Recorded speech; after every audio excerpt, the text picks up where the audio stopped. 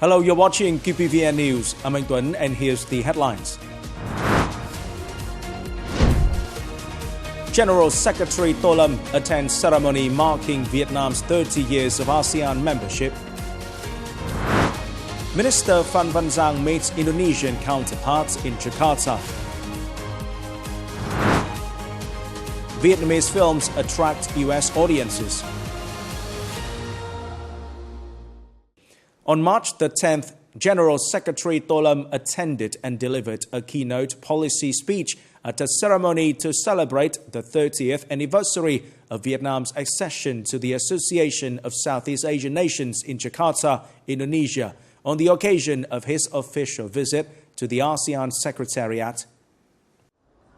The Vietnamese party chief highlighted ASEAN's achievements over the past 6 decades, emphasizing the grouping's important contributions to and its central role in maintaining peace, stability and cooperation in the region. He also pointed out new challenges and opportunities facing ASEAN in the context of the global complexion, reshaping towards multipolarity and multi-center, the boom of science and technology leading to fundamental changes in socio-economic life, and the increase of non-traditional security threats such as climate change and cybersecurity.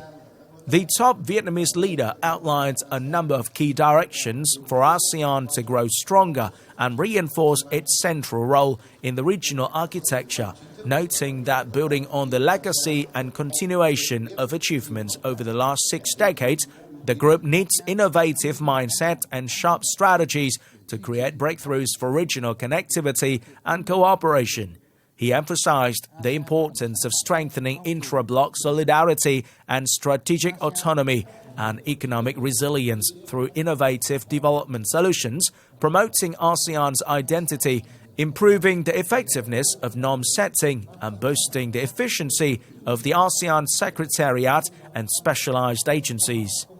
ASEAN is a key pillar in Vietnam's foreign policy and an integral part of its development and integration strategy. He stated, adding that with ASEAN as the starting point, Vietnam has deepened its international integration and sets up diplomatic relations with 194 countries worldwide, including comprehensive strategic partnerships with 35 nations, including all ASEAN members and the bloc's key partners. Vietnam is now a member of more than 70 regional and international forums and organizations, and the country signed free trade agreements with over 60 countries and economies across the world, positioning it among the world's 40 largest economies and the top 20 in terms of foreign investment attraction and trade scale. Within the framework of the state visits to Indonesia, the official visit to the ASEAN Secretariat by Party General Secretary Tô Lâm and his spouse, along with the high-ranking Vietnamese delegation on March the 10th in Jakarta, General Phan Van Giang, Minister of National Defense, had a bilateral meeting with Indonesian Minister of National Defense Syafriye Syamsuddin. General Phan Van Giang applauded the comprehensive and substantive development of the two countries' relations since bilateral diplomatic ties were set up 70 years ago. In particular, the upgrading of the relationship to a comprehensive strategic partnership during the visit of General Secretary Tô Lâm and his spouse is a historic milestone in the relationship between the two countries, demonstrating the political determination of both sides in deepening the cooperation, in which defense and security cooperation is one of the important pillars. Sharing his condolences with the government and people of Indonesia over the severe damage caused by the recent severe floods, General Phan Van Giang highly lauded the leadership of the government and the pioneering role of the Ministry of National Defense and the Indonesian National Armed Forces in overcoming the consequences of natural disasters, promptly bringing people's lives back to normal. The Vietnamese leader affirmed Vietnam's support for Indonesia initiatives within the framework of the ASEAN Defense Ministers meeting and the ADMM+. He also highlighted that Vietnam backs Indonesia's role as co-chair of the ADMM Plus Experts Working Group on Military Medicine alongside the US for the 2024-2027 cycle. Also at the meeting, General Phan Van Giang expressed his pleasure at the results of bilateral defense cooperation, especially after the official visit to Vietnam by Mr. Prabowo Subianto, now the President of Indonesia, in 2022, notably in the following areas, namely exchange of delegations at all levels, effective maintenance of consultation, dialogue and training cooperation mechanisms, defense industry and military trade cooperation, coordination and mutual support at multilateral forums and mechanisms.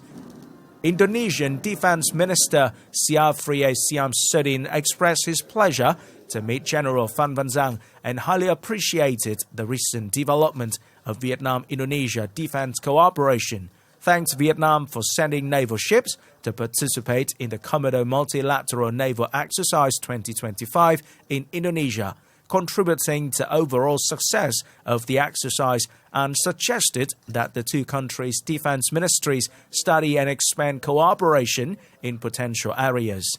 The two sides hope to continue to have specific and substantive cooperation contents within the framework of the comprehensive strategic partnership that the two countries' senior leaders identified during this visit. Priority areas include exchange of delegations at all levels, especially at the high level, effectively maintaining the defense policy dialogue mechanism, training human resources, and defense industry cooperation. The Vietnamese minister recommended the country's maritime law enforcement forces step up exchanges, information sharing, and joint response to issues emerging at sea. He also called for continued coordination in the humane treatment of fishermen violating each other's territorial waters. In addition, the two navies should expedite negotiations and sign an agreement on joint patrols and establish a communication channel. He appealed to Indonesia to support Vietnam's effort to have the European Commission's yellow card warning for Vietnam's seafood exports lifted. During her working visit in Kon Tum province on March the 10th, Vice President Võ Thị Ánh Xuân visited and encouraged the officers and soldiers of Regiment 24, Division 10, Army Corps 34. Over the past time, the officers and soldiers of Regiment 24, Division 10 have always maintained strict combat readiness. The quality of training has made steady progress. Praising the unit's achievements, Vice President Võ Thị Ánh Xuân asked the officers and soldiers of Regiment 24 to continue practicing combat readiness plans, actively apply science and technology and modern technical means in training and exercises. The Vice President urged Regiment 24 to closely coordinate with local party committees, authorities and armed forces to firmly grasp local situation, especially in border areas. On March the 10th in Buôn Ma Thuột City, the party, committee, government, military and people of Đắk Lắk province solemnly held a ceremony to celebrate the 50th anniversary of the Buôn Ma Thuột victory and the liberation of Đắk Lắk province, March the 10th, 1975-2025. Attending the ceremony were Deputy Prime Minister Trần Hồng Hà, Chief of the General Staff of the Vietnam People's Army, and Deputy Defense Minister General Nguyễn Tân Cương, along with leaders of central and local agencies.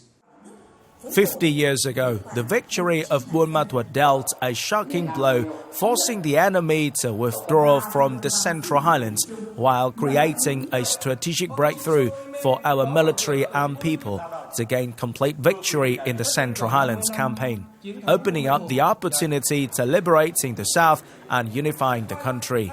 The victory of Buôn Ma Thuột will forever go down in the glorious history of the Vietnamese people and is a great honor and pride for the party, committee, government, military and people of all ethnic groups in Đắk Lắk province in particular and the whole country in general.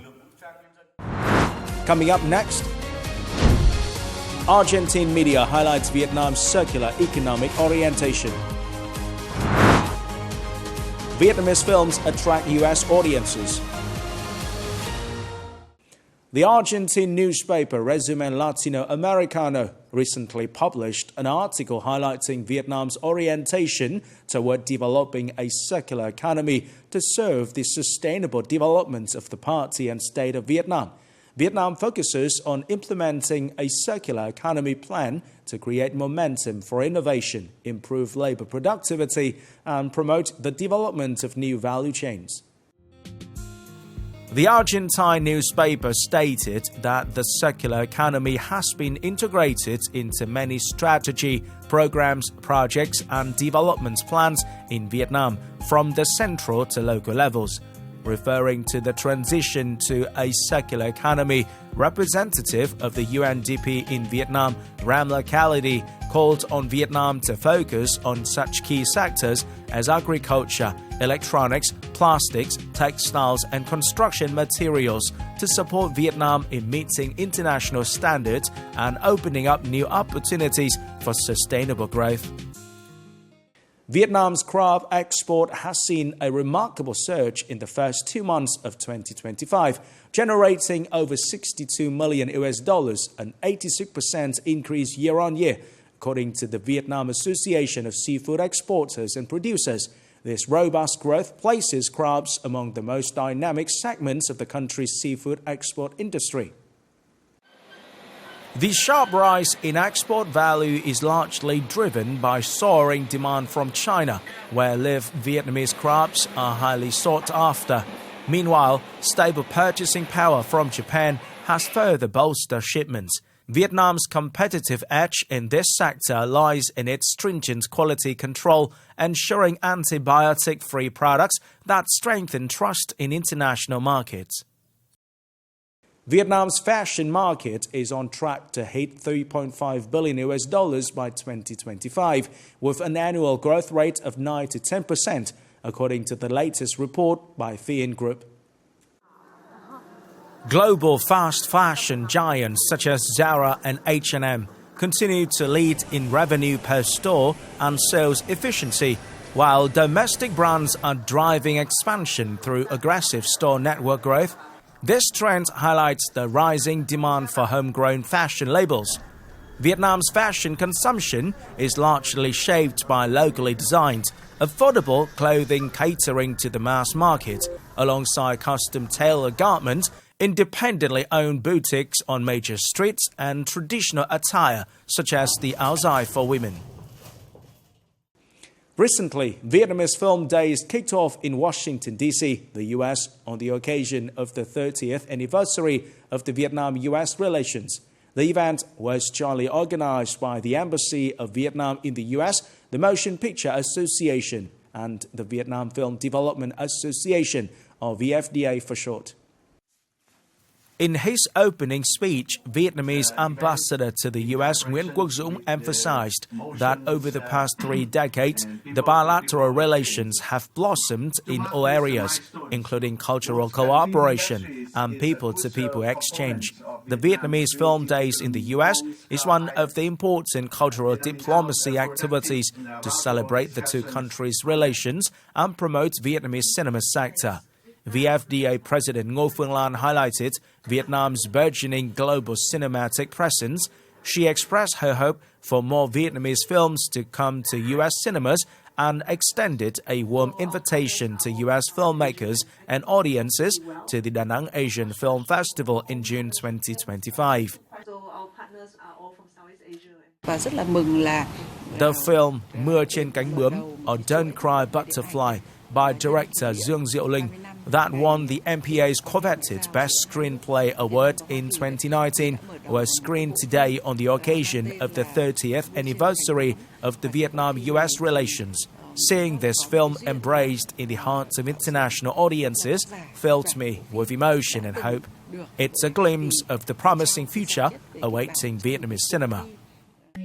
International audiences paid great attention to Vietnamese cinema and highlighted the content and artistic techniques of the film Don't Cry Butterfly. I've watched many Vietnamese films. The film screened today is interesting. I think the Vietnamese cinema is growing The screening of Vietnamese films in the U.S. like today gives audiences a different perspective on Vietnamese culture and society. As part of the Vietnamese Film Days in the U.S., a seminar on policies to attract foreign film producers to Vietnam was attended by giants like Paramount, Sony Pictures, Warner Bros. And Disney. The MPA's industry partners also expressed their strong interest in expanding their projects in Vietnam. This is the end of the QPVN News today. Remember to watch our news again at qpvn.vn. Thank you for watching and goodbye for now.